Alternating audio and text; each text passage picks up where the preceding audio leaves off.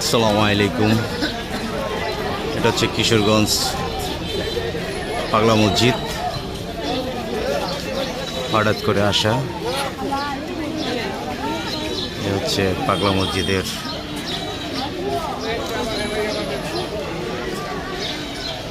কিশোরগঞ্জে অবস্থিত। এখানে কোরআন শরীফ কিনে জমা দেওয়া হয় মাদ্রাসার ছাত্রদের জন্য। শত শত কোরআন শরীফ, মুরগি, হাঁস সকল মসজিদে দান করা হয়।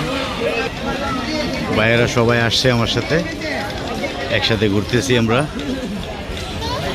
মুরগি ডোনেট করলো মসজিদে, এখন এগুলো পিছনে চলে যাচ্ছে।